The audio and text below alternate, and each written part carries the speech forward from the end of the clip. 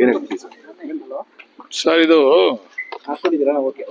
ನಾವು ಬಲವಂತವಾಗಿ JMC ಮಾಡ್ತಿರ್ತಕ್ಕಂಥದ್ದಲ್ಲ. ಇದು ಯಾವ ರೈತರು ನಮಗೆ JMC ಮಾಡಿ ನಮಗೆ ಸೂಕ್ತವಾದಂಥ ಪರಿಹಾರ ಕೊಡಿ ಅಂತೇಳಿ ಲೆಟರ್ಗಳನ್ನ ಕೊಟ್ಟಿದ್ದಾರೆ, ಒಪ್ಪಿಗೆಯನ್ನು ಕೊಟ್ಟಿದ್ದಾರೆ. ಅದಕ್ಕೆ ನಾವು JMC ಮಾಡಲಿಕ್ಕೆ ಹೊರಟಿರ್ತಕ್ಕಂಥದ್ದು. ಫೈನಲ್ ನೋಟಿಫಿಕೇಶನ್ ಆಗಿದೆ.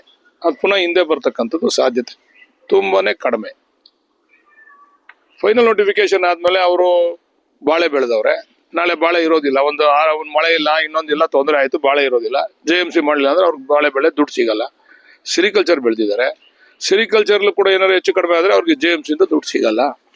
ಅದರಿಂದ ಅವ್ರು JMC ಮಾಡಿ ಅಂತ ಯಾವ ರೈತರು ನಮಗೆ ಅನುಮತಿಯನ್ನ ಕೊಟ್ಟಿದ್ದಾರೆ ಅಲ್ಲಿ ಹೋಗಿ JMC ಮಾಡ್ತಿದ್ದೋ.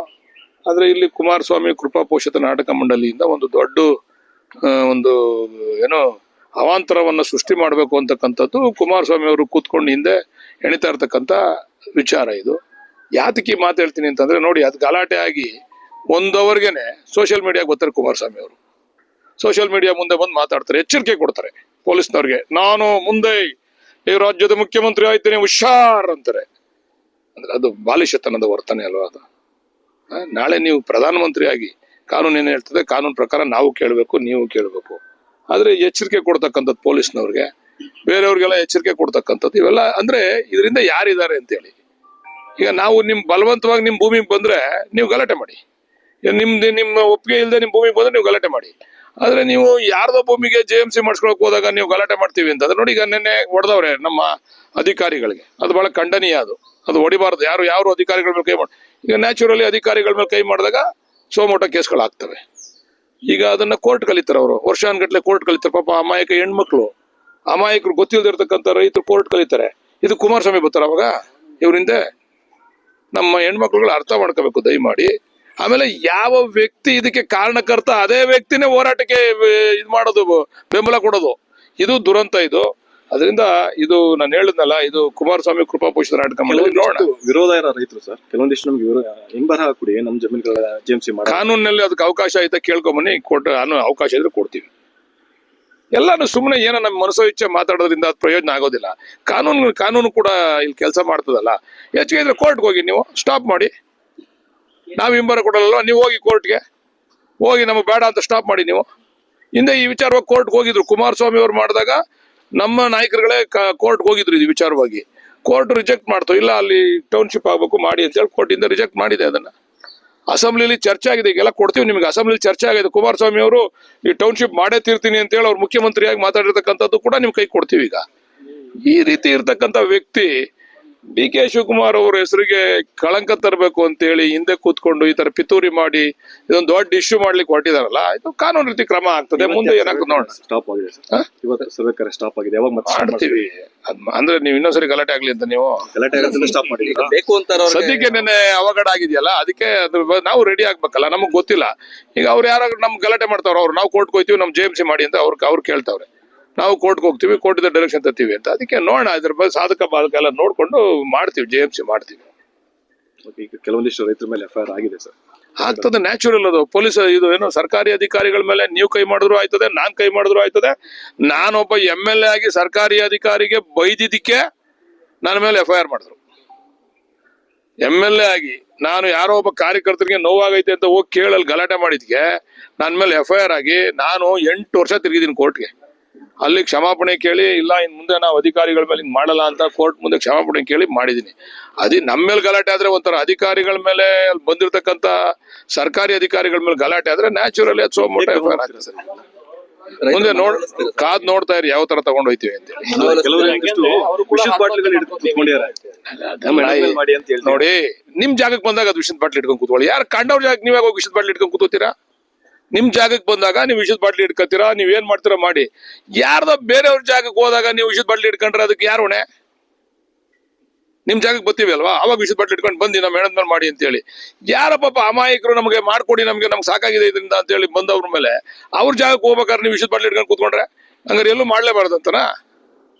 ಈಗ ಸರ್ ತಾವು ಹೇಳ್ದಂಗೆ ಸರ್ ಹಿಂಬರ ಕೊಡೋದಕ್ಕೆ ಬರೋದಿಲ್ಲ, ಕಾನೂನಲ್ಲಿ ಅವಕಾಶ ಇಲ್ಲ ಅಂತ ಹೇಳ್ತಿದ್ರಿ. ಕೆಲವೊಂದಿಷ್ಟು ರೈತರು ಒಪ್ತಾ ಇಲ್ಲ, ಮತ್ತೆ ಅದನ್ನ ಹೇಗೆ ಮಾಡ್ತೀರಿ? ನೋಡೋಣ ಅದನ್ನೆಲ್ಲ ಮುಂದೆ. ಈಗ ಮೊದಲು ಯಾರು ಅಭಿಪ್ರಾಯ ಕೊಟ್ಟಿದ್ದಾರೆ ನಮಗೆ ಬೇಕು ಅಂತ ಅವ್ರ ಬಗ್ಗೆ ಚರ್ಚೆ ಮಾಡ್ತಾ ಇದೀವಿ. ಆಮೇಲೆ ಅದ್ರ ಬಗ್ಗೆ ಆಲೋಚನೆ ಮಾಡ್ತೀವಿ. ಅದಕ್ಕೆ ಸರ್ವೆಗೂ ಬಿಡ್ತಲ್ವಲ್ಲ ಸರ್, ಈ ತರ ಅಡ್ಡ ಆಗ್ತಿದ್ದಾರೆ ಇದ್ ಮಾಡ್ತಾರೆ. ಮುಂದೆ ನೋಡೋಣ ಅದು ಯಾವ ರೀತಿ ಎದುರಿಸ್ಬೇಕಂತ ಮಾಡ್ತೀವಿ. ಸೊ ಏನಾರ ಸರ್ಕಾರ ಸೂಕ್ಷ್ಮ ಹೆಜ್ಜೆ ಇಡ್ತಾ ಇದೆ ಸರ್?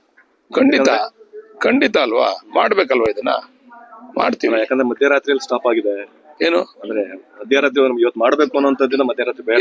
ಇಲ್ಲ ಇವತ್ತು ಮಾಡ್ಬೇಕು ಅಂತ ಯಾರು ಏನು ಹೇಳಿರ್ಲಿಲ್ಲ. ನಿನ್ನೆ ಗಲಾಟೆ ಆದ್ಮೇಲೆ ಇವೆಲ್ಲ ಸಾಧಕ ಬಾಧಕ ಚರ್ಚೆ ಮಾಡ್ಬೇಕಲ್ಲ. ಯಾರ್ಯಾರು ಇದರಿಂದ ಇದಾರೆ, ಯಾರ್ಯಾರು ಅದ್ರ ಬಗ್ಗೆ ಮಾತಾಡ್ತಾ ಇದಾರೆ, ಯಾರು ಇದಕ್ಕೆ ತಡೆ ಒಡ್ಡಿರೋರು ಯಾರು, ಇವೆಲ್ಲನೂ ಸಾಧಕ ಬಾಧಕ ಚರ್ಚೆ ಮಾಡಿ ಆಮೇಲೆ ನಾವು ತೀರ್ಮಾನ ತಗೋ. ನಾವೇನು ತರಾತುರಿಲೇ ಇಲ್ಲ, ಮಾಡ್ಬಿಡ್ಬೇಕು ನಾವು ಈಗ ನಾಳೆ ಮುಗಿಸ್ಬಿಡ್ಬೇಕು ಅನ್ನೋ ತರಾತುರಿಲಿಲ್ಲ, ಹಂತವಾಗಿ ಮಾಡ್ತೀವಿ. ಸಿಎಂ ಗಮನಕ್ಕೆ ತಂದಿದ್ದೀರಾ ಸರ್? ಇಲ್ಲ ಇನ್ಸಿಡೆಂಟ್ ಏನ್ರಿ ಇಂಥ ದೊಡ್ಡ ಇಶ್ಯೂ ಸಿಎಂ ಗಮನಕ್ಕೆ ನಾನ್ ತರೋದಲ್ಲ, ಅವ್ರು ಇಂಟೆಲಿಜೆನ್ಸ್ ರಿಪೋರ್ಟ್ ಅವರೇ ತರ್ತಾರೆ. ಸರ್, ಈಗ ವಿರೋಧ ಇರ್ತಕ್ಕಂಥ ರೈತರುಗಳನ್ನ ಸಿಎಂ ನ ಭೇಟಿ ಮಾಡಿಸ್ತೀವಿ ಅಂತ ಹೇಳಿದ್ರು. ಈ ನಡುವೆ ಇದೊಂದು ಆಗಿರ್ತಕ್ಕಂಥ ಹೌದಲ್ವಾ, ನಾನು ಕೆಲವು ರೈತರನ್ನ ಕರೆದು ಕೇಳಿದೆ, ನೋಡಿ ಬಿಡ್ತಕ್ಕಂತ ಪರಿಸ್ಥಿತಿ ಇಲ್ಲ, ಈಗ ಮಾಡ್ತೀವಿ. ನಿಮ್ಗೆ ಬೇರೆ ಬೇರೆ ವಿಚಾರಗಳನ್ನ ನೀವು ಚರ್ಚೆ ಮಾಡೋದಕ್ಕೆ ರೆಡಿ ಇದ್ರೆ, ನಿಮ್ಗೆ ಕೊಟ್ಟಿರ್ತಕ್ಕಂಥ ಪರಿಹಾರದಲ್ಲಿ ಕಡಿಮೆ ಇರ್ತಕ್ಕಂಥದ್ದು ಅಥವಾ ಬೇರೆ ಬೇರೆ ಇವ್ರಿಗೆ ಏನಾರು ಅನಾನುಕೂಲ ಆಗಿದೆ ಅದನ್ನ ಸರಿಪಡಿಸಿ ಅಂತಕ್ಕಂಥದ್ದು, ಈ ವಿಚಾರ ಚರ್ಚೆ ಮಾಡೋದಾದ್ರೆ ಸಿಎಂ ಭೇಟಿ ಮಾಡಿಸ್ತೀನಿ ಅಂದೆ. ಈಗ ನಾನು ಸಿಎಂ ಹತ್ರ ಕರ್ಕೊಂಡೋದ್ರೆ ಇನ್ನೊಂದು ನಾಟಕ ಆಯ್ತದದು. ಇವ್ರು ಬರ್ತಾರೆ, ಅಲ್ಲಿ ಕೂಗಾಡ್ತಾರೆ, ಮೀಡಿಯಾ ಮುಂದೆ ಎಲ್ಲ ಕೂಗಾಡಿ, ಇಲ್ಲ ನಾವು ಒಪ್ಪಲ್ಲ, ನಾವು ಕೊಡಲ್ಲ ಅಂತ ಹೋಯ್ತಾರೆ, ಅವಾಗ ಇನ್ನೊಂದು ನಾಟಕ ಆಯ್ತದೆ. ಅವ್ರು ರೈತರೆಲ್ಲ ಒಪ್ಕೊಂಡು ಪರಿಹಾರದ ಬಗ್ಗೆ ಚರ್ಚೆ ಮಾಡ್ತೀನಿ ಅಂದ್ರೆ ನಾಳೆ ಇನ್ನೊಂದು 24 ಗಂಟೆ ಒಳಗಡೆ ನಾನು ಸಿಎಂ ನ ಭೇಟಿ ಮಾಡಿಸ್ತೀನಿ. ಅವ್ರು ಪರಿಹಾರಕ್ಕೆ ಒಪ್ಪಲ್ಲ ಅನ್ನೋದು ನಮ್ಗೆ ಬೇಡ ಅಂತೀರಲ್ಲ, ಅವಾಗ ಅದು ಕಾನೂನು ರೀತಿ ಕ್ರಮ ಆಗ್ತದಲ್ವಾ, ಅವಾಗ ಏನ್ ಮಾಡಕ್ಕಾಗ್ತದೆ? ಕೆಲವೊಂದಿಷ್ಟು ರೈತರಿಗೆ ಅಂದ್ರೆ ಪರ ಇರುವಂತ ರೈತರು ನಮ್ಗೆ ಬೇಕೇ ಬೇಕು ಅಂತಾರೆ. ಹೌದು, ಅವ್ರಿಗೋಸ್ಕರನೇ ಮಾಡ್ತಾ ಇರೋದು ಇವಾಗ ನಾವು. ಅವ್ರು ಕೇಳ್ತಾವ್ರೆ, ಮುಂದೆ ಇದೆಲ್ಲ ಯಾವ ರೀತಿ ತಿರುಗೋತ ನೋಡೋಣ. ರೈತರು ಪರ ಇರೋ ರೈತರು ಹೋಯ್ತಾರೆ ಅಲ್ಲಿ, ಅವಾಗ ಅವ್ರವ್ರಿಗೆ ಏನೋ ಹೆಚ್ಚು ಕಡಿಮೆ ಆದಾಗ ಯಾರು ಈ ಹಿಂದೆ ಕೃಪಾ ಪೋಷಿತ ನಾಟಕ ಮಾಡಿ ಅವ್ರ ಜವಾಬ್ದಾರಿ ಆಯ್ತಾರೆ ಅದಕ್ಕೆ. ಈ ಅಲ್ಲಿಯವರವರು ನಿನ್ನೆ ಇನ್ಸಿಡೆಂಟ್ ಗೆ ಸರ್ಕಾರವೇ ನೇರ ಹೊಣೆ ಅಂತ ಕುಮಾರಸ್ವಾಮಿ ಕುಮಾರಸ್ವಾಮಿ ಇದಕ್ಕೆ ನೇರವಣೆ ಕುಮಾರಸ್ವಾಮಿನೇ. ಈ ಕುಮಾರಸ್ವಾಮಿ ಬಸ್ಗಳು ಮಾಡಿ ಅವ್ರವ್ರ ಕಾರ್ಯಕರ್ತರ ಪ್ರತಿಯೊಂದ್ ಕಡೆಯಿಂದನೂ 2 ಬಸ್ ಡೈಲಿ ಹೋಗ್ಬೇಕು ಅಂತ ಹೇಳೋರಂತೆ. ಒಂದೊಂದ್ ತಾಲೂಕಿಂದ 2 ಬಸ್ ಇಲ್ಲಿ ಬರ್ಬೇಕು, ಹಸಿರು ಶಾಲೆ ಹಾಕೊಂಡು ರೈತರ ಪರ ಅಂತ ಮಾಡ್ಬೇಕು. ಯಾವ ಪುಣ್ಯಾತ್ಮ ಇದನ್ನ ಮಾಡ್ಬೇಕು ಅಂತ ಹೊರಟ್ರಲ್ಲ, ಆ ಪುಣ್ಯಾತ್ಮನೇ ಇಂತ ನಿಲ್ವು ಅಂದ್ರೆ ಕುಮಾರಸ್ವಾಮಿಗೆ ನನಗೆ ಗೊತ್ತಿದ್ದಂಗೆ ಅಲ್ಲಿ ಕೇಂದ್ರ ಸರ್ಕಾರದಲ್ಲಿ ನರೇಂದ್ರ ಮೋದಿ ಅವ್ರು ಏನು ಕೆಲಸ ಕೊಟ್ಟಿಲ್ಲ ಅಂತ ಕಾಣಿಸ್ತದೆ ಇವ್ರಿಗೆ. ಅದೇನೋ ಬೃಹತ್ ಕೈಗಾರಿಕಾ ಮಂತ್ರಿ ಅವ್ರೇನ ಅಲ್ಲಿ ಕೆಲಸ ಕೈಗಾರಿಕೆನಲ್ಲಿ ಮಾಡೋದ್ ಬಿಟ್ಬಿಟ್ಟು ಆಮೇಲೆ ಬೇಜಾನ್ ಸಮಸ್ಯೆಗಳು ಕರ್ನಾಟಕದ ಇದನ್ನ ಬಗೆಹರಿಸೋದ್ ಬಿಟ್ಬಿಟ್ಟು ಬೆಳಿಗ್ಗೆ ಎದ್ದು ಬಂದು ಇಲ್ಲಿ ಕೂತ್ಕೊಂಡು ಬಿಡದಿನಲ್ಲಿ ಈ ರೈತರೆಲ್ಲ ಎತ್ಕಟ್ಕೊಂಡು ಜನ ತೀರ್ಮಾನ ಮಾಡ್ತಾರೆ. ಬಿಡಿ ನೋಡೋಣ. ಅವರೇ ಮಾಡಿದ್ರು ಅಂತ ತಾವ್ ಹೇಳ್ತೀರಿ ಸರ್, ಇಷ್ಟು ಪ್ರತಿಷ್ಠೆ ಕುಮಾರಸ್ವಾಮಿ ಯಾಕೆ ತಗೊಂತೀರಿ ಸರ್? ಅದನ್ನ ನೀವು ಕುಮಾರಸ್ವಾಮಿ ಅವ್ರನ್ನ ಕೇಳ್ಬೇಕು. ಈಗ ಯಾರು ಸೋಷಿಯಲ್ ಮೀಡಿಯಾಗೆ ಬಂದವರು 1 ಅವರ್ ಗಲಾಟೆ ಆಗಿ 1 ಅವರ್ಗೆ ಸೋಷಿಯಲ್ ಮೀಡಿಯಾಗೆ ಬರ್ತಾರೆ, ಕುಮಾರಸ್ವಾಮಿ ಅವ್ರು ಮಾತಾಡ್ತಾರೆ ಅಂದ್ರೆ ಎಚ್ಚರಿಕೆ ಕೊಡ್ತಾರೆ, ನಾನು ಇದ್ದೇನೆ, ನೀವು ಪೊಲೀಸ್ನವ್ರೆ ಹುಷಾರ್, ನಾನೇ ಮುಂದಿನ ಮುಖ್ಯಮಂತ್ರಿ ಹುಷಾರ್ ಅಂತಾರೆ. ಪಾಪ ಅವ್ರು ಏನ್ ಎಲ್ಲ ಬಿಜೆಪಿ ಅವ್ರು ಏನಾಗವ್ರೋ ಗೊತ್ತಿಲ್ಲ. ಕೇಂದ್ರದಲ್ಲಿ ಬಿಜೆಪಿ ಅವರೆಲ್ಲ ಮುಗ್ದೋಗವ್ರಪ್ಪ, ನೀನೇ ಹೋಗುವಂತ ಏನೋ ಕಾಲ್ಗಿಲ್ ತೊಳೆದಿ ಕೈ ಇದನ್ನ ಕಟ್ಬಿಡ್ತಾರೇನೋ, ಅವ್ರನ್ನ ಗೊತ್ತಿಲ್ಲ ನಮ್ಗೆ. ನೋಡೋಣ, ಎದುರಿಸೋಣ, ಅದನ್ನ ಎದುರಿಸ್ತೀವಿ ನಾವು. ಎಲ್ಲದಕ್ಕೂ ರೆಡಿ ಇದೀವಿ. ಯೋಜನೆ ಹಾಗೆ ಆಗುತ್ತೆ ಸರ್, ಹಾಗೆ ತೀರ್ತದೆ, ಆಗ್ಲೇಬೇಕು. ಕುಮಾರಸ್ವಾಮಿ ಕನಸಿನ ಯೋಜನೆ ನಾವು ಅನುಷ್ಠಾನ ಮಾಡ್ತಾ ಇದೀವಿ ಅಷ್ಟೇ. ಅವ್ರ ಕನಸಿನ ಯೋಜನೆಗೆ ಮತ್ತೆ ಅವ್ರು ಬೇಡ ಅಂತಾರಲ್ಲ. ಈಗ ರಾಜಕೀಯವಾಗಿ ಬೇಡ ಅಂದ್ರೆ ಒಂದ್ ಹಂತ ತಲುಪಿದೆ, ಒಂದ್ ಹಂತ ಮುಗ್ದೋಗಿದೆ. ಈಗ ರಾಜಕೀಯವಾಗಿ ಬೇಡ ಅಂದ್ರೆ ಈಗ ಫಸ್ಟ್ ನೋಟಿಫಿಕೇಶನ್ ಆಯ್ತಲ್ಲ, ಫಿಲ್ಮ್ ನೋಟಿಫಿಕೇಶನ್, ಆವಾಗಲೇ ಬೀದಿಗೆ ಬಂದಿದ್ರೆ ಕುಮಾರಣ್ಣ ಅವರು ನಮ್ಮ ಬಾಸು, ಹಳೆ ಬಾಸು, ನಾವು ಪರವಾಗಿಲ್ಲ ಕಣೆ, ನಿಜವಾದ ರೈತರ ಪರ ಅಂತ. ಡಿ ಕೆ ಶಿವಕುಮಾರ್ ಅವ್ರು ಮುಖ್ಯಮಂತ್ರಿ ಆದ್ಮೇಲೆ ಇವ್ರು ತಡ್ಕೊಳಕ್ ಆಯ್ತಾ ಇಲ್ಲ, ಮನೇಲಿ ಕೂತ್ಕೊಳಕ್ ಆಯ್ತಾ ಇಲ್ಲ, ನಿದ್ದೆ ಬರ್ತಾ ಇಲ್ಲ, ಮನಿ ಕೊಂಡ್ರೆ ಎಚ್ಚರಿಕೆ ಆಗ್ಬಿಡ್ತದಂತೆ, ಎದ್ ಕೂತ್ಕೊಂಡ್ಬಿಡ್ತಾರೆ, ಬೆಚ್ಚ ಬಿದ್ಬಿಟ್ಟವ್ರೆ ಡಿ ಕೆ ಶಿವಕುಮಾರ್ ಆದ್ಮೇಲೆ. ಪಾಪ ಇದಕ್ಕೆ ಯಾರು ಔಷಧಿ ಕೊಡ್ತಾರೆ? ಬೇರೆ ಕಾಯಿಲೆಗೆ ಔಷಧಿ ಕೊಡ್ಬೋದು, ಈ ಹೊಟ್ಟೆ ಕಿಚ್ಚು ಕಾಯಿಲೆಗೆ ಯಾರು ಔಷಧಿ ಕೊಡಕ್ಕಾಗಲ್ಲ. ಸರ್ಕಾರಕ್ಕೆ ಇದು ಡ್ಯಾಮೇಜ್ ಅನ್ಸಲ್ಲ ಇಲ್ಲಿ ಆಗ್ತದೆ ಸಾಧಕ ಬಾಧಕ. ನೋಡಿ, ಸಾರ್ವಜನಿಕವಾಗಿ ಕೆಲವು ಚರ್ಚೆನೂ ಮಾಡ್ತಾವ್ರೆ, ಇದ್ ಬೇಕಾಗಿತ್ತ ಕುಮಾರಸ್ವಾಮಿಗೆ, ಏನೋ ಒಂದು ಯೋಜನೆ ಆಗ್ತಾ ಇದೆ ಅಂತ. ಯೋಜನೆ ಪರವಾಗೂ ಇದ್ದಾರೆ, ವಿರೋಧವಾಗೂ ಇದ್ದಾರೆ. ಸರ್ಕಾರಕ್ಕೆ ಇದರಿಂದ ಏನು ಡ್ಯಾಮೇಜು ಮುಜುಗರ ಆಗುವಂತ ವಿಚಾರ ಅಷ್ಟು ಆಗಲ್ಲ ಅಂತ ನನ್ನ ಅಭಿಪ್ರಾಯ. ಇಲ್ಲಿ ಒಂದು ಪ್ರಶ್ನೆ ಬರ್ತಿರುವಂತ ಸರ್, ಎಷ್ಟು ಜನ ರೈತರು ಪರವಾಗಿದ್ದಾರೆ, ವಿರೋಧವಾಗಿದ್ದಾರೆ ಅಂತ ಒಂದು ಲಿಸ್ಟ್ ಬಿಡುಗಡೆ ಮಾಡ್ಬಿಡಿ ಜಿಬಿಡಿ ಸರ್ಕಾರದಿಂದ ಅಂತ ಕೇಳ್ತಾ ಇದ್ದಾರೆ. ಬಿಡುಗಡೆ ಮಾಡಿದೀವಿ ಸರ್ ಆಗ್ಲೇ. ಈಗ ನಾವು ಹೋಯ್ತೀವಲ್ಲ ಸರ್ವೆ ಮಾಡ್ಲಿಕ್ಕೆ, ಆ ರೈತ ವಿರೋಧ ಮಾಡ್ತಾ ಇದ್ದಾನೆ ಅಂತ ನೀವೇ ಮೀಡಿಯಾದವ್ರು ಮಾಡಿ. ಈಗ ಅವ್ರನ್ನೇ ಮೀಡಿಯಾದವ್ರನ್ನ ನಾವು ಒಪ್ಪಿಗೆ ಇಲ್ಲ ಅನ್ನೋರ್ನ ಮೀಡಿಯಾದಲ್ಲಿ ಮಾಡಿಸ್ರಿ. ಈಗ ಯಾವ್ದು ನಾವು ಫೈನಲ್ ನೋಟಿಫಿಕೇಶನ್ ಮಾಡಿದೀವಲ್ಲ, ಅವ್ರು ಒಪ್ಪಿಗೆ ಇಲ್ಲ ಅನ್ನೋರು ಬರ್ದ್ ಕೊಡ್ಲಿ ನಮ್ಗೆ. ಮೆಜಾರಿಟಿ ಒಪ್ಕೊಂಡಿರೋದಕ್ಕೆ ಇವ್ರು ಕಡಿಮೆ ಇರೋರು ಗಲಾಟೆ ಮಾಡ್ತಾ ಇರ್ತಕ್ಕಂಥದ್ದು. ಈಗ ಕೆಂಪೈನ್ ಪಾಳ್ಯ ಅಲ್ವಾ, ಸಂಪೂರ್ಣವಾಗಿ ಮುಗ್ದೇ ಹೋಯ್ತಲ್ಲಿ. JMC ಒಡೆಯರಹಳ್ಳಿ ಮುಗೀತು, ಕೆಂಪೈನ್ ಪಾಳ್ಯ ಮುಗೀತು, ಇಲ್ಲೇ ತರಲೆ ಆಯ್ತಾ ಇರೋದು. ಅಲ್ಲೂ ತರಲೆ ಮಾಡ್ಬೇಕಾಯ್ತಲ್ಲ ರೈತರು, ವಿರೋಧ ಇದ್ದಿದ್ರೆ. ಈ ಫಸ್ಟ್ ಫೈನಲ್ ನೋಟಿಫಿಕೇಶನ್ ಆಗಿದೆ ಸರ್, ಉಳಿದಂತದಕ್ಕೆ ಯಾವಾಗ ಸರ್? ಕಾದ್ ನೋಡಿ, ಶೀಘ್ರದಲ್ಲಿ.